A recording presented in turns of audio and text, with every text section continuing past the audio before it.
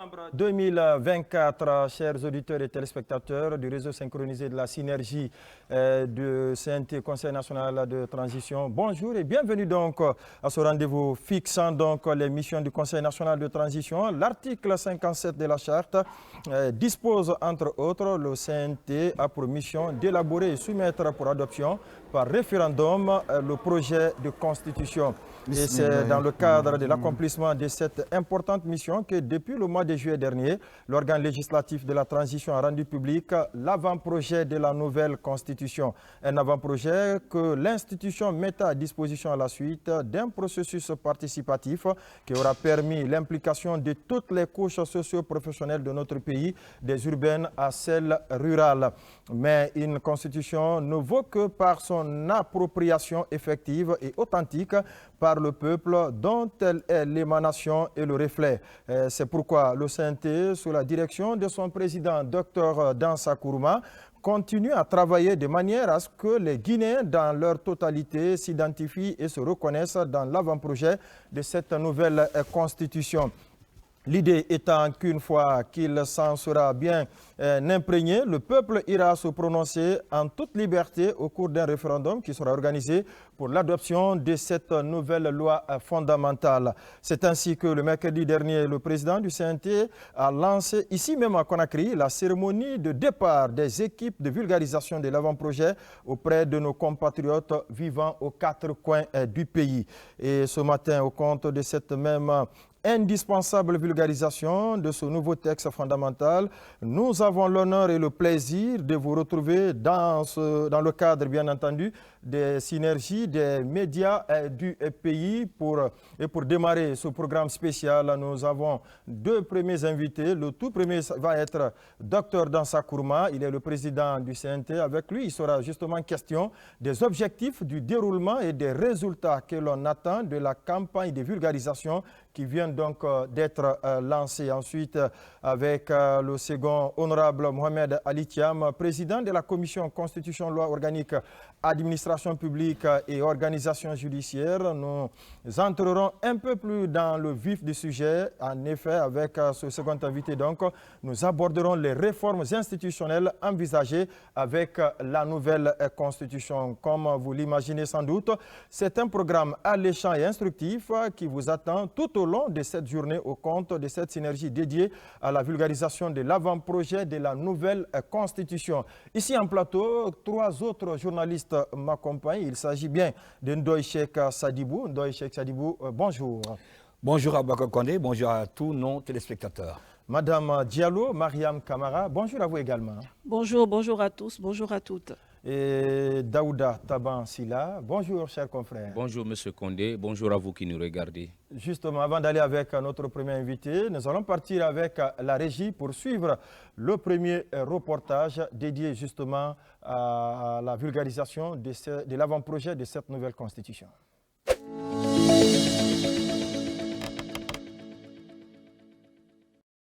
Le 29 juillet 2024, le Conseil national de la transition a marqué une étape clé dans le processus de transition en présentant l'avant-projet de la nouvelle constitution. Ce document est le fruit d'une démarche inclusive soutenue tout au long du processus d'élaboration par un dialogue ouvert et constant avec toutes les composantes de la nation. Les constitutions guinéennes successives ont engendré par leur présidentialisme renforcé à l'excès, époque après époque, de nouvelles formes d'instabilité politique et de dysfonctionnement des institutions ou organes de l'État, auxquels il faut remédier en substituant au présidentialisme hégémonique pratiqué en République de Guinée un authentique régime présidentiel répondant aux spécificités de la vie politique guinéenne, marquant un progrès par rapport à la situation antérieure et garantissant la paix civile.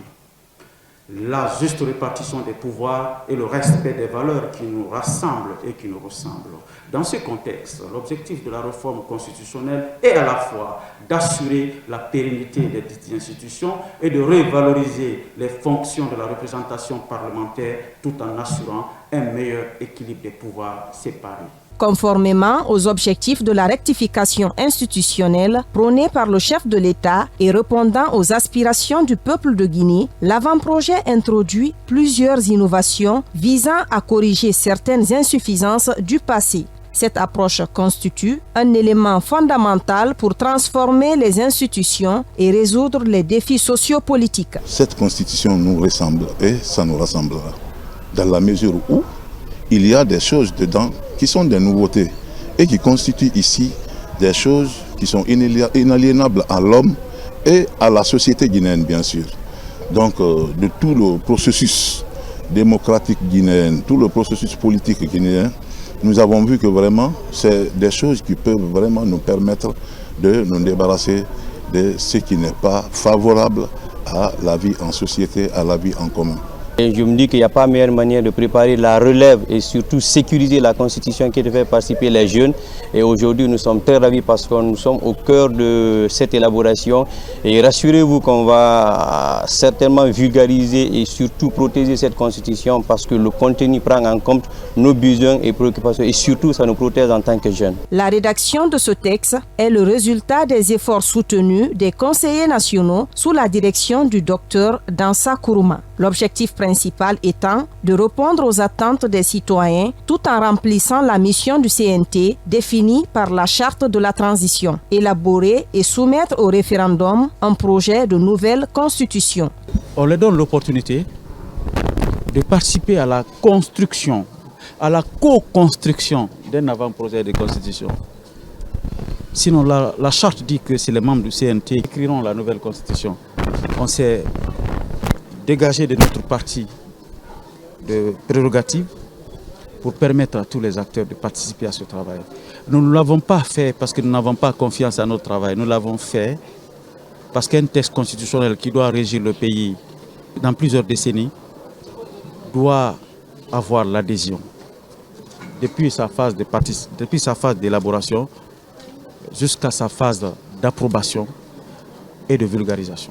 À la suite de cette présentation, un dialogue institutionnel a été initié pour exposer le texte et en recueillir les contributions auprès de divers groupes d'acteurs nationaux. Ce dialogue inclut le gouvernement, le CNRD, les diplomates, les représentants du secteur privé, les centrales syndicales, les sages et leaders religieux, les délégations spéciales, les médias, le monde académique ainsi que d'anciens premiers ministres. C'est une très bonne chose parce que cela va faciliter d'abord la compréhension en amont, ainsi faciliter l'acceptabilité plus tard. Parce que lorsque les gens sont associés et que les gens ont compris ce qu'il y a dedans, eh bien c'est facile en ce moment d'abord, nous en tant que journalistes, de le vulgariser parce que nous-mêmes nous aurons compris, mais en même temps, cela va faciliter aussi la compréhension aux populations. Avant qu'on ne commence le travail, on avait une impression de ce que le CNT a fait. Pour nous, c'était une constitution taillée sur mesure, c'était une constitution, c'est des thèmes qu'on venait nous imposer. Mais nous avons été surpris que rien de cela n'a été. D'abord, le sérieux qu'ils ont mis pour l'élaboration de ce document. On a vu qu'il y a beaucoup d'innovations. Les conseillers nationaux procèdent également à des échanges approfondis avec les représentants des organisations de la société civile guinéenne, des organisations socio-professionnelles et des acteurs politiques en examinant minutieusement chaque article de cette loi fondamentale. Les participants saluent unanimement l'approche inclusive du Conseil national de la transition, soulignant la démarche participative et l'intégration effective des aspirations des principales entités en Guinée. Et nous allons classer, c'est-à-dire le débat en deux paquets. Il y aura un paquet de points d'accord, un paquet de points de désaccord. Si toutefois les points de désaccord dans les commentaires des panélistes du CNT, ils arrivent à nous convaincre. Peut-être on n'aura pas le paquet de désaccords, on n'aura que des paquets d'accords. Les acteurs politiques, y compris ceux en dehors de Conakry, reconnaissent également l'engagement du CNT en faveur de la participation citoyenne, ce qui démontre le sens de responsabilité dans la refondation de la Guinée pour un avenir pacifique et prospère. Je crois qu'on nous a embarqués dans la dynamique du dialogue. Depuis le début de ces travaux, tout le monde le sait. Et dans la salle, aujourd'hui, le décor a été planté, les débats ont juste commencé. Je pense qu'on est toujours dans cette dynamique et j'apprécie les choses jusqu'à ce niveau. Lors des débats constructifs et ouverts, Dr Dansa Kourouma, entouré de conseillers nationaux, a répondu aux préoccupations soulevées par les acteurs politiques, clarifiant ainsi le contenu du document et éclairant les responsables politiques sur son intention et ses implications. Nous trouvons les consultations très efficaces. Il y a beaucoup de bonnes contributions qui sont faites. Mais les gens gagnent beaucoup plus parce qu'ils comprennent la Constitution. In fine, on veut avoir une Constitution qui est comprise et acceptée par l'ensemble des composants de la vie de la nation. Vous savez, mettez les meilleures idées dans une Constitution. Si le peuple ne comprend pas son esprit et sa lettre, et que les juges n'aient pas le courage et l'indépendance d'appliquer ces dispositions de la Constitution, et que la société civile et les partis politiques se battent pour le respect de son esprit et de sa lettre, ce n'est pas une constitution. Donc une constitution, ce n'est pas des phrases juste à poser, c'est un esprit, c'est des valeurs, c'est une histoire, c'est un contexte. Et ce sont des obligations et des engagements. Il faut que chacun s'associe à prendre ça en compte. Avant le déploiement des conseillers nationaux à l'intérieur du pays, une formation en technique de vulgarisation et d'animation de l'avant-projet a été organisée. Y ont pris part non seulement les conseillers nationaux et les agents de l'administration parlementaire, mais aussi les représentants des sages et coordinations régionales, les leaders religieux, les syndicalistes et les membres du Conseil national des jeunes. L'objectif était de leur transmettre l'esprit et le contenu du texte avec un accent particulier sur les principales innovations. Donc, on nous a appelés pour pouvoir nous donner le guide, la force et la compréhension pour pouvoir communiquer avec la population à la base. Puisque au moment où je vous parle, il y en a beaucoup ici qui savent déjà, qui ont déjà lu ces textes, je vous le dis avec certitude en connaissance de cause. Mais pour une perspective collective et globale, nous avons estimé que tout le monde puisse avoir comme ça un échange avec le rapporteur de la Commission Constitution. À l'issue de ces rencontres, les participants ont été équipés pour mener efficacement la campagne de vulgarisation de l'avant-projet de nouvelle constitution. La transparence et l'inclusivité du processus sont des priorités pour le président de la République, le général Mamadi Doumbouya, et comme pour dire que nous nous dirigeons vers une constitution qui nous ressemble et nous rassemble.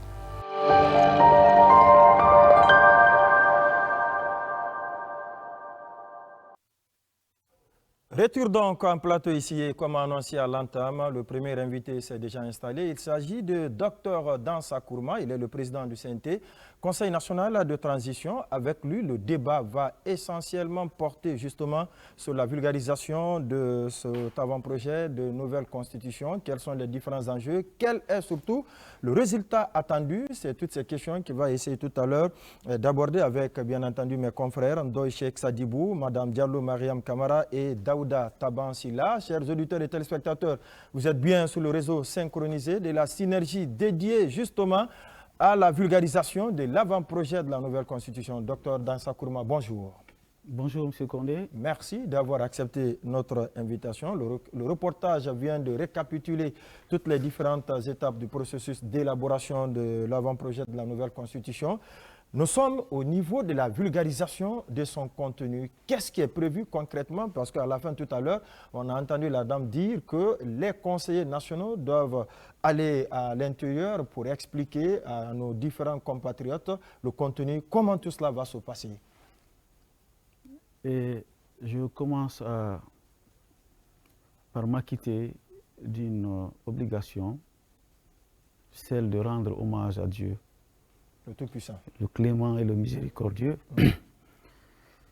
et qui nous a permis d'amorcer à cette phase de notre mission. Et je le remercie.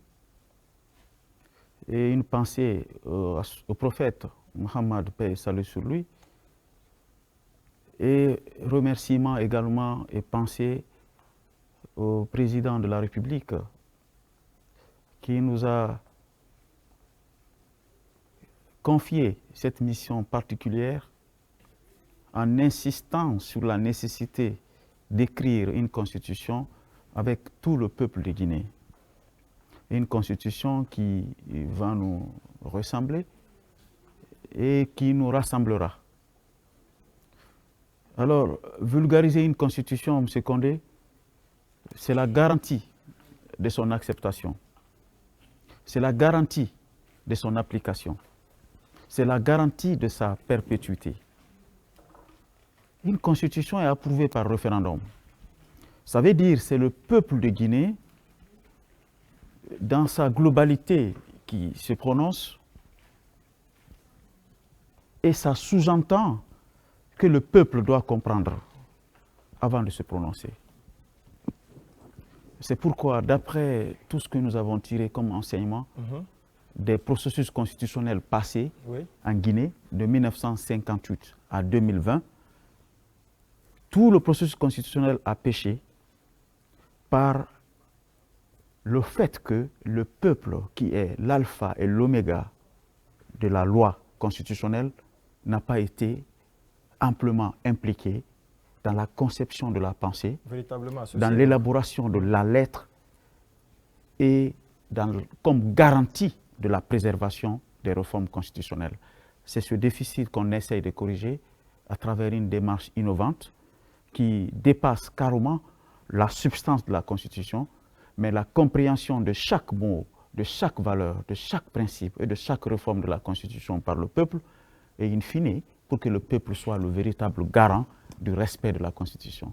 C'est ce travail qui est amorcé à travers cette campagne de vulgarisation, et premier du genre dans l'histoire constitutionnelle de la Guinée, parce que c'est un avant-projet. Si je comprends bien, c'est la première fois qu'on entend en Guinée qu'un avant-projet puisse faire l'objet d'une telle vulgarisation avant d'aller au projet de constitution lui-même. Est-ce qu'il y a une différence entre cette vulgarisation et la pré-campagne? Est-ce que c'est déjà une pré-campagne d'acceptation de cet avant-projet qui finira par être projet afin d'aller vers son adoption? Ben, écoutez, une campagne, le mot est galvaudé dans le contexte guinéen, sinon une campagne tout simplement, c'est un programme de communication et de sensibilisation pour obtenir l'adhésion du public sur une question bien définie, une question d'intérêt national. Donc, la campagne doit se faire pendant et avant, pendant et après. Avant, c'est-à-dire la consultation de la population pour recueillir leurs desiderata, leurs points de vue. Qu'est-ce qu'ils pensent de la Guinée de demain? Qu'est-ce qu'ils pensent des institutions qu'on a connues dans le passé et qu'est-ce qu'ils projettent pour les constitutions futures? Quel est leur regard sur leurs droits et devoirs? Quel est leur niveau de satisfaction du fonctionnement de l'État? Bref, ça c'est la campagne d'avant. Elle permet aux constituants de comprendre les motivations, les préoccupations et les aspirations du peuple.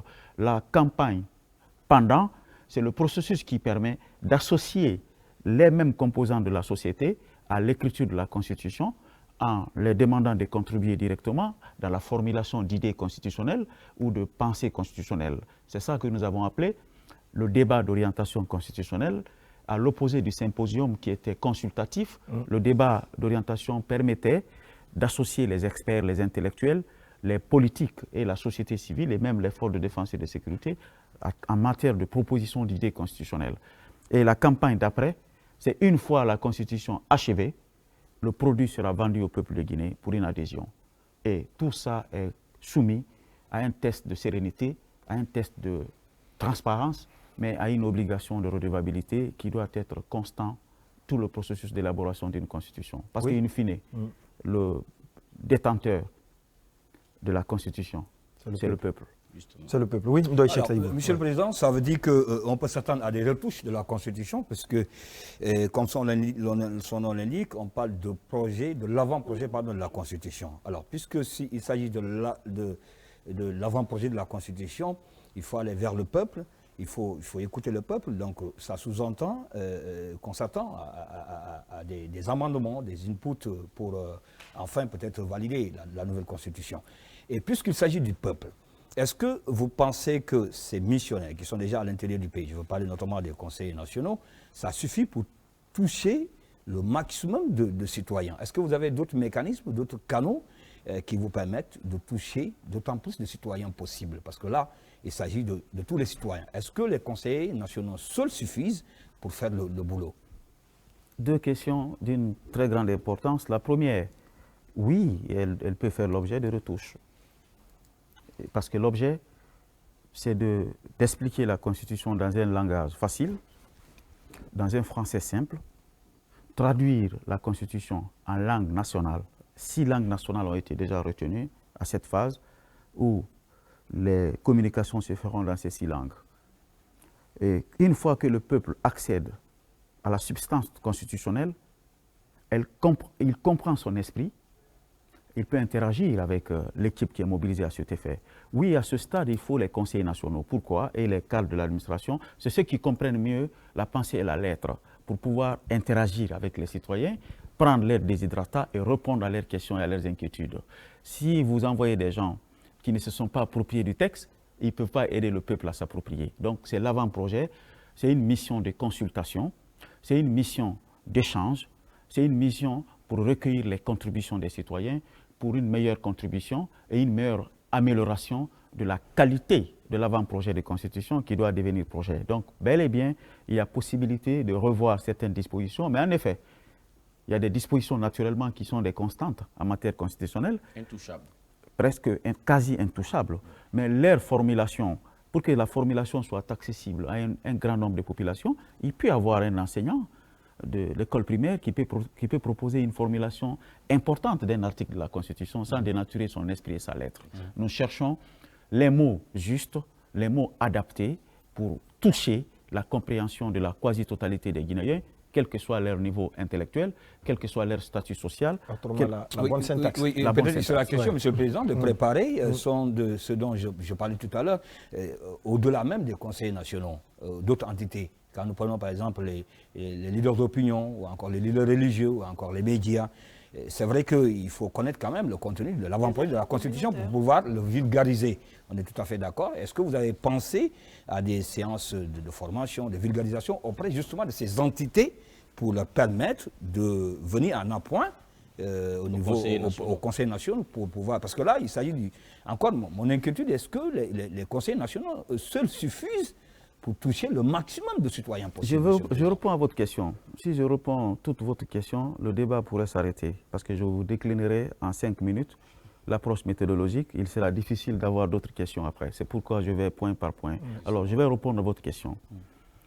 La méthode de vulgarisation de l'avant-projet est une méthode qui prend en compte toutes les dimensions, toutes les cibles et tous les outils et stratégies possibles pour accéder au public guinéen, dont on connaît le niveau, dont on connaît la mentalité, dont on connaît la sociologie. C'est pourquoi je parle de traduction dans toutes les langues. Je parle d'une campagne médiatique qui commence aujourd'hui. C'est pourquoi nous commençons cette vulgarisation par une synergie.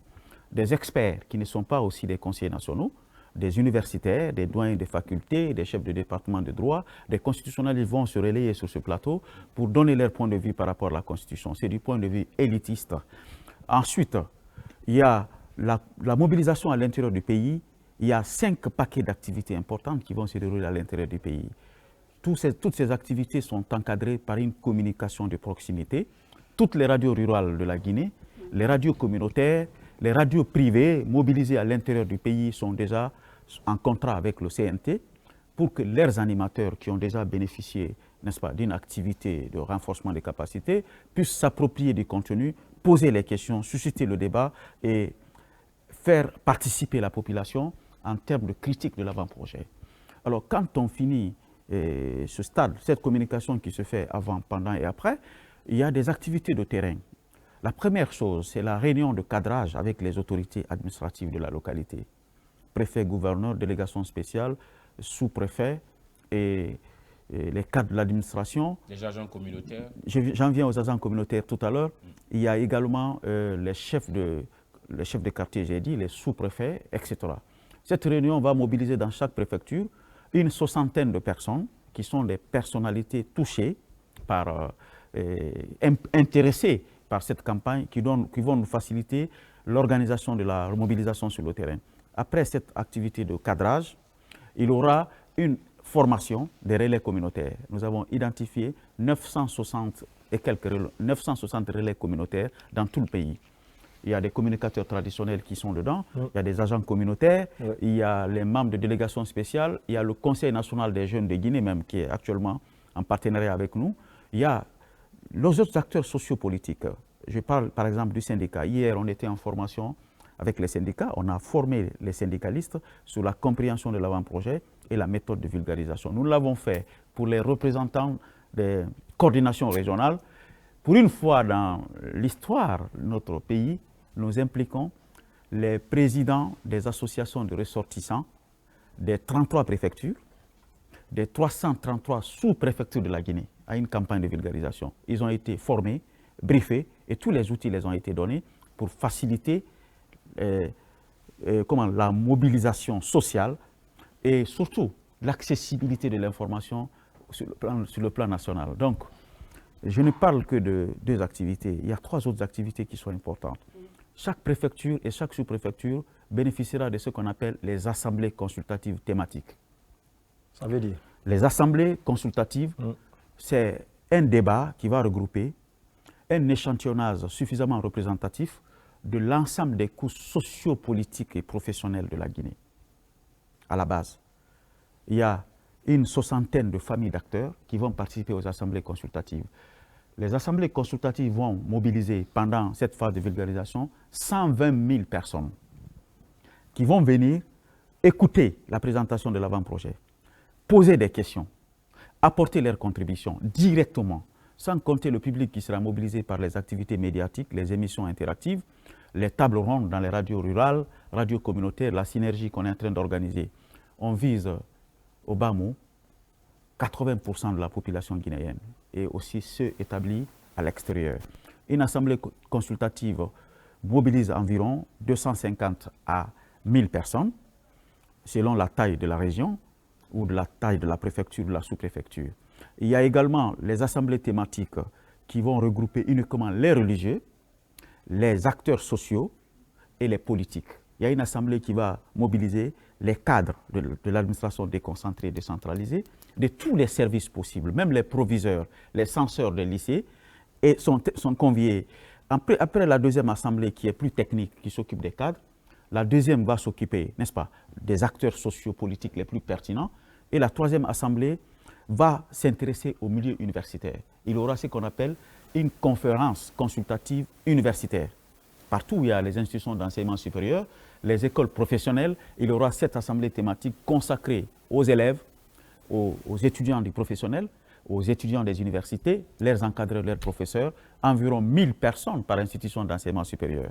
Bref, en plus de l'activité communautaire qui va toucher aussi les notabilités, il y aura cette assemblée qui est structurée autour des innovations de l'avant-projet, autour des questions fondamentales de compréhension de l'avant-projet, pour donner la possibilité aux citoyens de réagir, de critiquer, de commenter et d'apporter leurs inputs pour une meilleure qualification du texte. D'accord. Docteur Dansa Kourma, président du CNT, Conseil national de transition. Oui, Monsieur Taban, question pour le président du CNT. Justement, Monsieur le Président, vous avez quand même bien avant, il y a eu des immersions à l'intérieur du pays, il y a eu des consultations au niveau du Palais du Peuple. Pour vous, cela n'a pas suffi pour que cette constitution soit bien comprise par les citoyens guinéens? C'est une très bonne question. Si vous vous limitez à une consultation au Palais du Peuple pour dire que le peuple a compris la Constitution, c'est que vous-même, vous n'êtes pas en position d'être honnête avec le peuple. Mais en réalité, le principe de redevabilité, surtout. La transparence avant la redevabilité. Avant d'être redevable, il faut savoir, le peuple doit savoir ce que vous faites. Est-ce que ça correspond à votre mission? Est-ce que ce que vous faites ça correspond à ses aspirations. Est-ce que vous utilisez le langage, la méthode et les astuces appropriées pour accéder à la compréhension du peuple? Le peuple guinéen est un peuple suffisamment militant, c'est un peuple engagé qui est composé à peu près de 70 à 75% de citoyens qui ne savent ni lire ni écrire en français. Nous avons impliqué aussi les alphabets, ceux qui font la promotion de Nko, ceux qui font la promotion de Koresebeli, de Adlam, qui sont des alphabets harmonisés, qui seront aussi intéressés par cette campagne de vulgarisation. Donc, tout simplement, la consultation de départ était technique, elle intéressait les acteurs qui pouvaient comprendre et contribuer. Mais la contribution qu'on cherche maintenant, c'est le citoyen lambda, sans tenir compte de son niveau de connaissance, sans tenir compte de son niveau d'alphabétisation, sans tenir compte de son statut social, qu'il soit riche ou pauvre, cadre ou citoyen lambda, menuisier ou forgeron, imam ou muezzin, toutes les couches de la population. Le langage simplifié les permettra d'accéder à la compréhension de la Constitution. Je voudrais rebondir, Mariam. Oui, allez-y, allez-y. Monsieur le Président, tout ce que vous avez expliqué concerne largement les citoyens sur le territoire guinéen. Quel est le cas de nos Guinéens établis à l'étranger? Quelle est la méthode que vous avez sous la main pour que ceux-ci également puissent contribuer à la réforme de cette loi fondamentale? Merci beaucoup. Les Guinéens de l'étranger sont à 99%, pour ne pas exagérer, connectés sur les réseaux sociaux. Ils utilisent la technologie aujourd'hui pour prendre les nouvelles du pays et accéder et participer au débat national. Nous avons une plateforme qui a été dédiée à cet effet, www.debatcitoyen.com. Cette plateforme existe depuis presque 2 ans. Elle permet de collecter les interactions des Guinéens de l'étranger. Leur contribution nous est envoyée sous forme PDF, sous forme de messages simples qu'on collecte, qu'on traite pour pouvoir les articuler avec la Constitution elle-même. Mais au-delà de ça, une mission qui ira aussi à l'étranger, toutes les ambassades, les représentants du Conseil des Guinéens de l'étranger vont aussi participer à cette campagne de vulgarisation. Nous allons les former pour les permettre eux-mêmes de porter le message auprès de nos concitoyens dont ils ont la charge de représenter. Et je viens de sortir de la France et de l'extérieur d'une tournée à l'international, où j'ai animé au niveau des plateaux de télé pour présenter l'avant-projet, mais aussi j'ai animé des conférences avec les Guinéens de l'étranger de Paris, par exemple, où nous avons eu un débat de presque 7 heures. C'est le débat le plus long que j'ai eu connaissance à Paris. Pour mobiliser les Guinéens de la diaspora pendant 7 heures de leur journée, il faut que le sujet soit intéressant. Donc, une fois encore, les Guinéens de l'intérieur sont aussi impliqués que les Guinéens de l'extérieur, parce que la Constitution donne des garanties de participation aux Guinéens de l'étranger à la vie de la nation. Oui, Mariam Kamara, Madame Monsieur Diallo. le Président, on voit qu'il y a beaucoup d'énergie dirigée vers la vulgarisation de cette Constitution. Mon problème, c'est le temps. C'est le temps. Aujourd'hui, nous sommes le 8 novembre. On a 52 jours exactement avant la fin de l'année. Est-ce qu'on aura le temps de bien vulgariser cette Constitution, d'insérer les inputs et de passer au référendum? Très bonne question. La stratégie utilisée, madame, permet de sillonner tout le pays en 21 jours. C'est le délai? Non, en fait, notre approche, 21 jours. Pour vulgariser? Préfecture et sous-préfecture. Ça veut dire quoi? Chaque préfecture a sa mission qui a été briefée, formée, et des relais communautaires locaux qui vont être formés. Les 2 équipes se mettent ensemble pour sillonner sous-préfecture après sous-préfecture, et même les grands districts. Ça fait qu'au moment où l'équipe se met en mouvement à Kankan, elle est en train de faire le même mouvement à Zérékoré, le même mouvement à Mali-Yembérin, le même mouvement à Popodara. Pas en France pour le moment. D'accord. En France, c'est la plateforme dédiée, débat citoyen, qui les permet de les faire agir par rapport à la Constitution. Mais il y a une approche spéciale pour là-bas. Conakry aussi n'a pas été traité. D'accord. Pourquoi? Parce que nous allons traiter Conakry spécialement en fonction de sa spécificité. Parce que c'est la capitale? C'est la capitale, mais deuxièmement, c'est la mosaïque. En termes de population, en termes de diversité, il y aura une équipe dans chaque quartier de Conakry. L'approche de Conakry n'est pas par commune, c'est par quartier. D'accord. À la base. Alors, en termes de timing, nous sommes parfaitement dans le temps. Nous avons un avant-projet consolidé que je ne peux pas appeler parfait, parce que le parfait est divin. Mais les remarques qu'on a eues sur cet avant-projet le certifient à 99% pour le moment. Aucun article de l'avant-projet n'a été substantiellement remis en cause. Les gens ont posé des questions de compréhension, ou des avis, ou des suppositions. Mais sur les 205 articles, il n'y a que 2 qui ont fait l'objet de débat pour le moment. La candidature indépendante, la limitation de l'âge. Les 203 articles de la Constitution sont restés immuables, presque immuables en termes de propositions et de contributions. Ça veut dire quoi? Nous renforçons cette logique d'appropriation de la Constitution par une campagne technique qui permet aux citoyens de contribuer directement. Parce que la distance entre le bas peuple et les dirigeants, elle est parfois longue. Nous voulons annuler cette distance et être assis en face de nos concitoyens pour qu'ils aient le courage et la motivation de se prononcer sur des articles. Et leur compréhension, là, qu'on juge pas pertinente, le plus souvent par des élites qui sont en déphasage avec la réalité de leur population, c'est cette compréhension qui permet de qualifier le texte. Nous avons des innovations dans la Constitution qui sont issues directement des premières consultations qu'on a tenues. Les citoyens qui nous ont dit, nous, notre problème dans ce pays-là, c'est comment nos enfants vont aller à l'école. Écrivez une constitution qui permette à tous nos enfants d'étudier. Et bien étudier. Et bien étudier.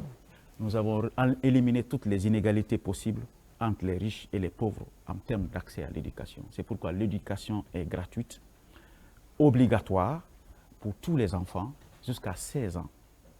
Vous êtes obligé d'amener votre enfant à l'école et il doit rester à l'école jusqu'à ce qu'il ait 16 ans. Après 16 ans, s'il veut faire un métier, il est libre. Il aura eu déjà les prérequis qu'il faut pour être un citoyen modèle. L'enseignement supérieur, surtout l'accès aux études post-universitaires, surtout les études doctorales, les masters et autres, c'est seulement les riches qui ont accès aux masters en Guinée. Parce que les masters sont payés. Un enfant qui vient de Taban, dont les parents ont vendu 2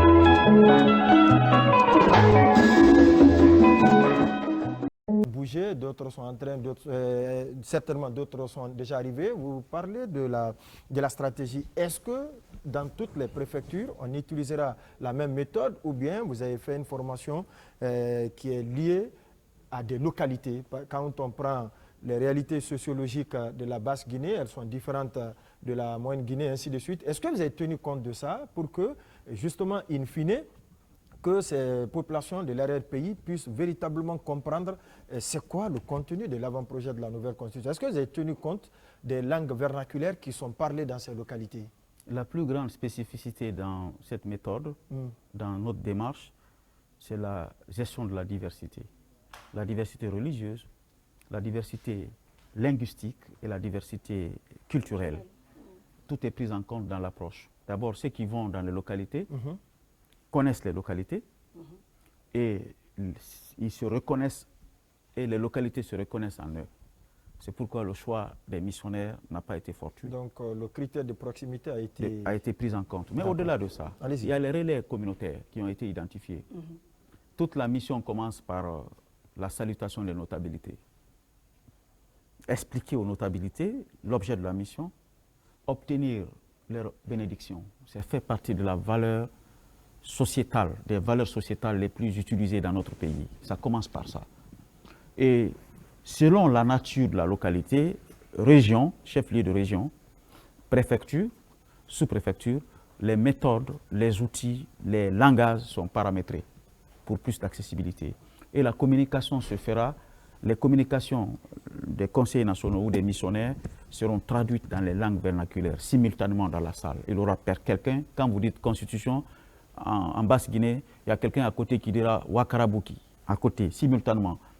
Quand vous dites constitution en Haute-Guinée, il y a quelqu'un qui sera à côté, bien imprégné dans la langue du terroir, qui va expliquer. C'est pourquoi nous avons des séances qui seront co-animées par le missionnaire, qui lui-même parle la langue de la localité. Parmi les 5 personnes qui composent la mission qui est partie de Conakry, il y a au moins 4 qui parlent les langues de la localité.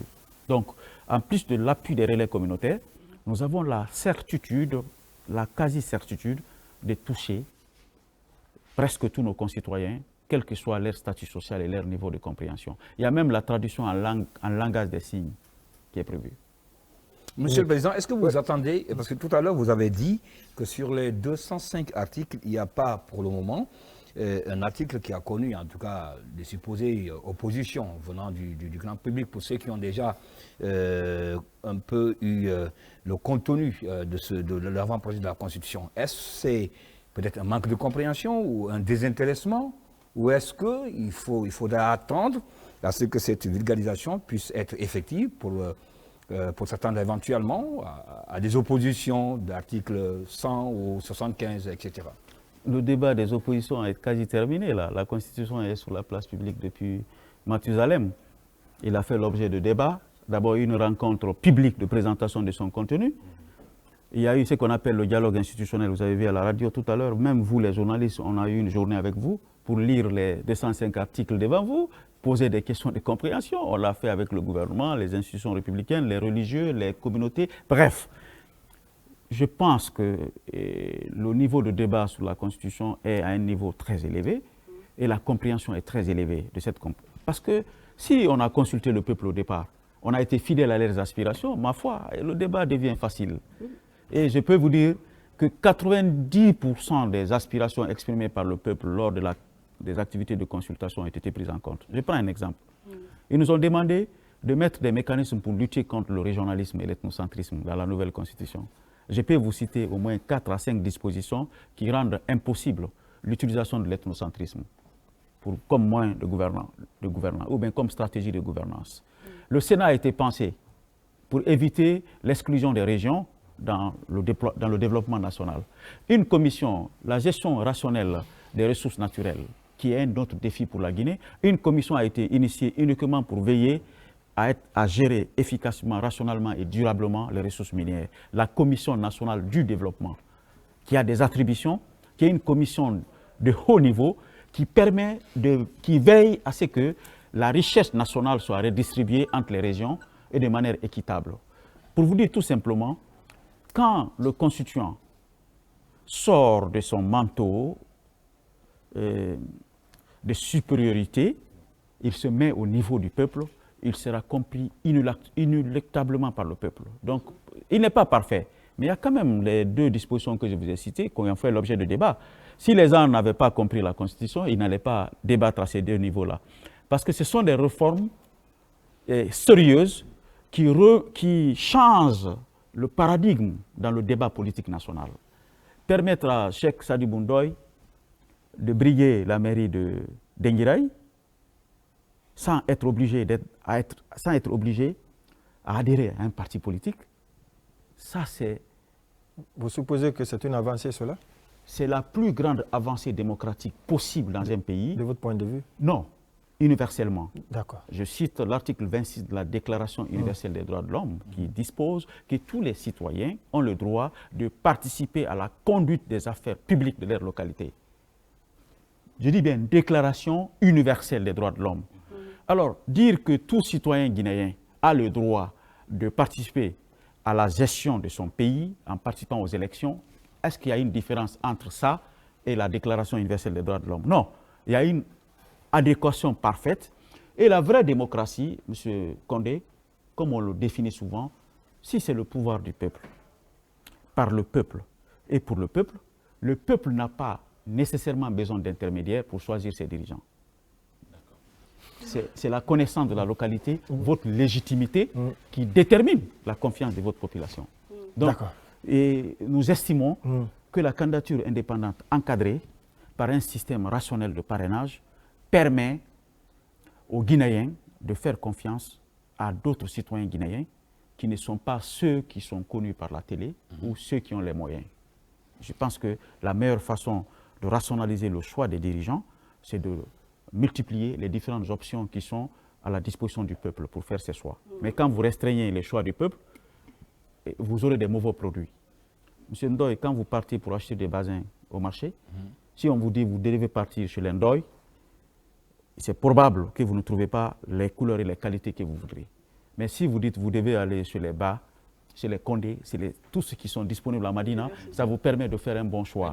La candidature indépendante, exactement, permet de diversifier les options, permet de bonifier le marché politique pour permettre aux citoyens d'acheter la meilleure marchandise. De le rendre moins clivant, moins communautariste, moins communautaire, moins ethnocentrique. D'accord. Je parle de l'ethnocentrisme, c'est le dernier mot que je vais dire là-dessus, si vous permettez.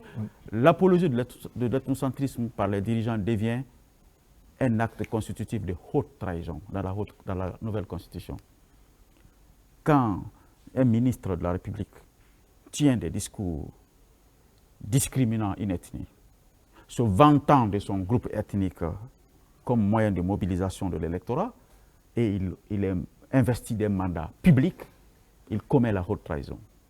Et la haute trahison, désormais, est élargie aussi à la compromission des intérêts nationaux en matière de gestion des contrats miniers. Vous avez connu des scandales en Guinée, n'est-ce pas? Jusqu'à présent, certains sont en prison dans les États-Unis, d'autres sont derrière le barreau, où des blocs du Simandou ont été bazardés par la famille présidentielle, dans une impunité totale. Désormais, quand un chef de l'État, un haut commis de l'État, Premier ministre ou ministre, parce qu'il s'agit des attributions de la Cour spéciale de justice de la République, commet des actes qui mettent en cause les intérêts de la Guinée dans l'attribution des contrats miniers, vous commettez la haute trahison. Et la Cour spéciale de justice est compétente pour vous écouter, vous juger. Et si vous êtes coupable, vous êtes déchu de votre fonction. Alors, déchu de votre fonction, oui. La Constitution doit correspondre à nos réalités et tirer les leçons de notre histoire politique récente et ancienne. D'accord. Question sur la vulgarisation. Justement, en termes de stratégie, par rapport à cette vulgarisation, quels sont les outils qui ont été mis à disposition pour ces conseillers nationaux qui doivent rencontrer ces citoyens à la base, à l'intérieur du pays? D'abord, l'espace audiovisuel. Nous l'occupons maintenant ce matin à travers cette synergie qui a été facilitée par l'UTELGUI, que je salue. Et il y a ce qu'on appelle les débats dans les radios rurales. En plus des médias privés, les radios rurales. Toutes les radios rurales, pendant 30 jours, seront en campagne de communication, seront en campagne d'explication, seront en débat entre les citoyens et les conseillers nationaux ou les missionnaires. L'autre stratégie, c'est les affichages publics. Vous regardez derrière vous, vous verrez une très belle affiche qui est en face de moi. Le Sénat, un moyen institutionnel de limitation du pouvoir présidentiel, un outil de contrôle des décisions présidentielles. Articles 66 et 112 de la nouvelle Constitution. Bref, l'affichage des innovations à travers des panneaux géants de 50 mètres carrés dans Conakry et des panneaux à l'intérieur du pays permettront à tous les citoyens guinéens, des passants, parce que les écritures sont habillées par des images qui permettent à ceux qui ne savent pas lire et écrire de savoir ce qui est illustré, mieux cerner le message. Au-delà de ça, c'est la campagne de proximité, le porte-à-porte qui est organisé à l'intérieur du pays, qui permet de toucher directement le public. Il y a aussi une quinzaine d'organisations nationales qui sont en partenariat avec le CNT, qui vont aussi se déployer indépendamment du CNT pour faire la même chose. Le Conseil national des jeunes de Guinée, et les organisations, les 4 plateformes de la société civile qu'on a désignées, les 14 centrales syndicales reconnues en Guinée. Je vais parler des coordinations régionales, les ressortissants des 33 préfectures et des 333 sous-préfectures de la Guinée, etc. C'est un dispositif et aussi une vingtaine d'universitaires de haut niveau qui comprennent les enjeux, n'est-ce pas, des réformes constitutionnelles, qui vont discuter avec les journalistes. Vous allez poser toutes les questions que vous croyez pour la compréhension et la clarification de la lanterne des citoyens. Monsieur Taban, on n'a rien oublié. Communication audiovisuelle, les affichages publics, les spots que vous voyez défiler dans les 6 langues nationales, les affiches, même la traduction dans le langage des signes et surtout le débat direct avec les populations et toutes les couches de la population. Voilà, docteur. Oui, la toute dernière question. C'est la partie débat seulement, surtout qui m'intéresse. Vous venez de dire à la question de Sadibou qu'on n'est plus à l'étape de l'opposition. Donc, concrètement, moi, j'estimais, est-ce que c'est en cadre d'échange où vous donnez et vous recevez les contributions des populations, ou bien c'est seulement pour aller vulgariser ce qui est déjà écrit? Madame, si vous avez compris toute l'explication que j'ai donnée, oui. Votre question n'allait pas être posée, parce que je n'ai pas parlé d'opposition. Non, Sadibou. Non. Parmi les articles voilà. Oui. Il a posé la question, est-ce que du fait que les citoyens n'ont pas compris, c'est pourquoi il n'y a pas eu d'opposition? J'ai dit non. Si les articles sont clairs et sont en emphase avec les besoins de la population guinéenne, ça sous-entend qu'il y aura moins de discussions. Maintenant, l'objectif de la vulgarisation, quand j'explique la méthode de la vulgarisation, ça veut dire qu'on veut donner la parole aux citoyens lambda pour critiquer. J'ai utilisé le mot critique presque 10 fois dans nos textes, pour critiquer directement ce qu'ils ont compris dans cette constitution et faire des contributions. Comment? Il y a un outil qui est conçu à cet effet. Il y a une plateforme en ligne que nous avons conçue, que tous les missionnaires auront dans leurs ordinateurs. Au fur et à mesure que les citoyens posent des questions, les questions sont notées, les contributions sont notées, c'est centralisé au niveau de la plateforme pour tirer les éléments factuels, bénéfiques, qui peuvent aider à améliorer la compréhension. Une plateforme qui n'a pas si bien fonctionné à un moment donné, Monsieur le Président. Et, Monsieur Sadibou, parfois vos sites Internet ne fonctionnent pas bien.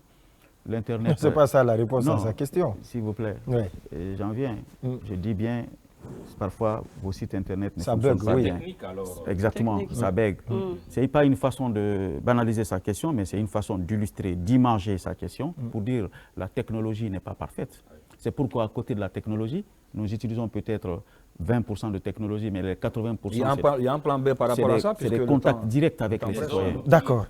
Voilà, le tout dernier si vous permettez, les outils disponibles en version numérique sont disponibles en version papier.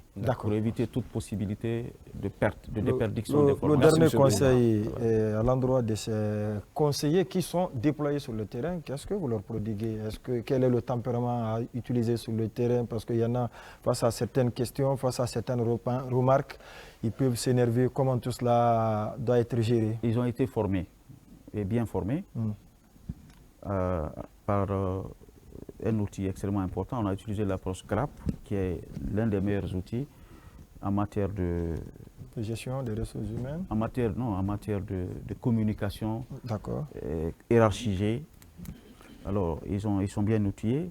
Ils savent que la valeur fondamentale que j'ai expliquée, que tous les agents vulgarisateurs doivent prendre en compte, c'est l'humilité.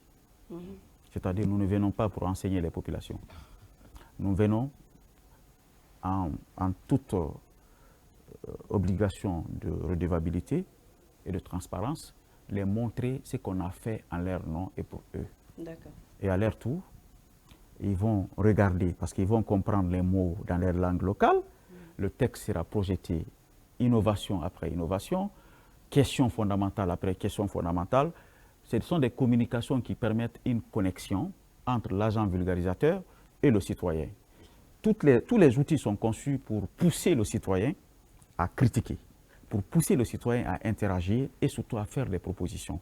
Les propositions des citoyens, j'ai déjà garanti ça au niveau des missionnaires, seront traitées avec impartialité et objectivité pour que tous les éléments positifs pouvant contribuer à la clarification, à la compréhension et à la qualification du texte constitutionnel soient pris en compte. C'est ça l'idée même de l'avant-projet.